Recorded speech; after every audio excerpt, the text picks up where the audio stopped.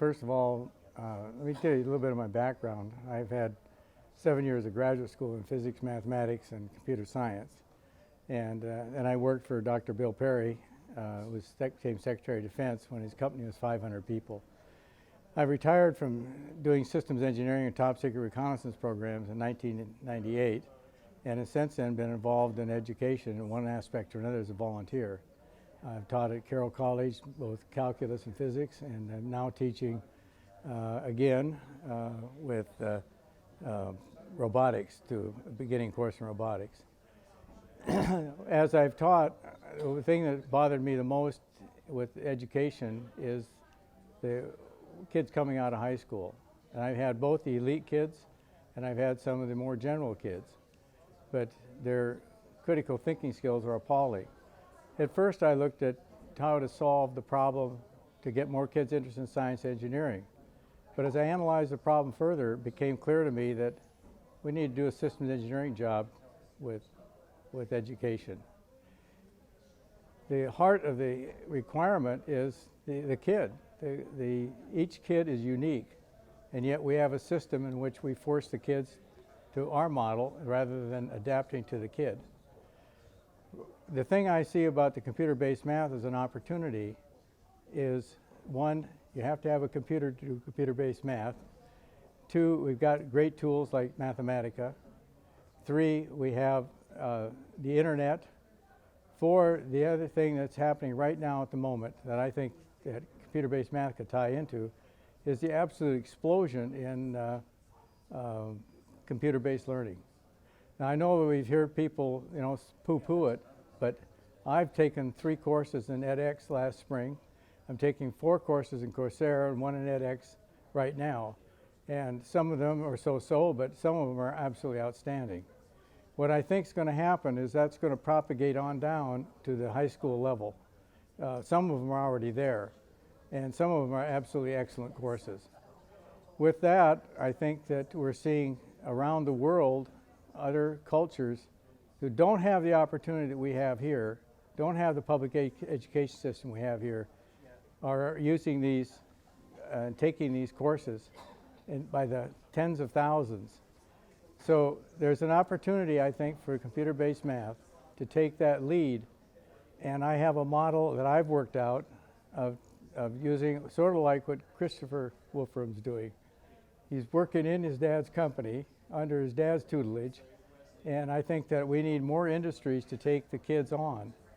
If we had the kids, more kids in industries, with mentors in industries, and then for about every 12 kids, we could have a full-time teacher whose real job is to make sure that the education of the child is coming along.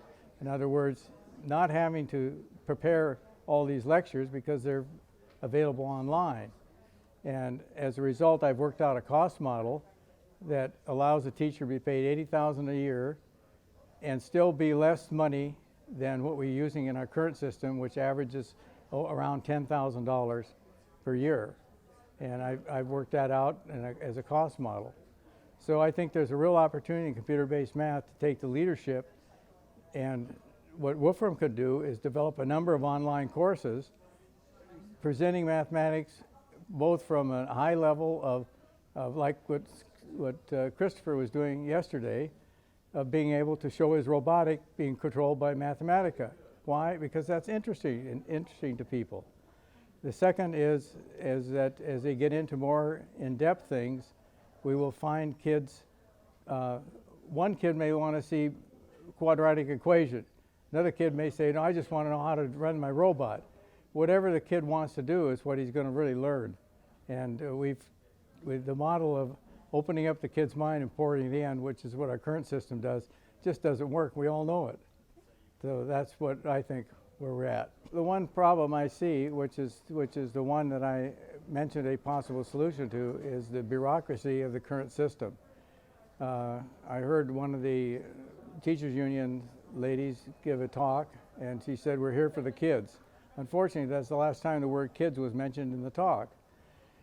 We have administration. The dropout rate in the United States, according to Arnie Duncan, Secretary of Education, is somewhere between 25 and 30%. I think it's absolutely appalling.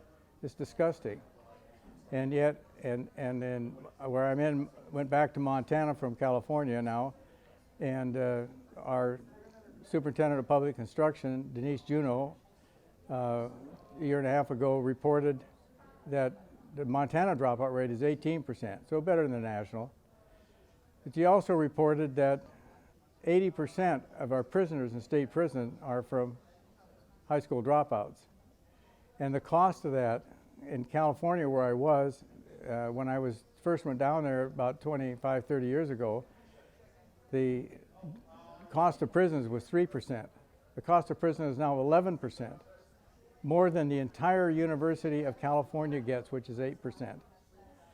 The cost of the prison system is just absolutely astounding. We now have one of the highest incarceration rates. And where are those kids learning how to do drugs? Unfortunately, in our high schools. Why is that? I am also mentoring in robotics part-time for the last 4 years. In fact, I took one team to the usfirst.org international competition with 11,000 kids. A great program. And mentoring is a key part of this. The teacher that I'm working with has 130 kids a day. A remarkable, remarkable teacher, Mr. John Miller. And he does the robotics on his own time, which is another 10 to 15 hours a week, in addition to which he doesn't get compensated for. And yet, he has an impossible job. You can't deal with 130. I have 6 daughters. That's enough. So I think that we have a system right now that is going to have to be bypassed. It's going to go the way I think that Kodak went, unfortunately, in bypassing is what's going to have to happen with it.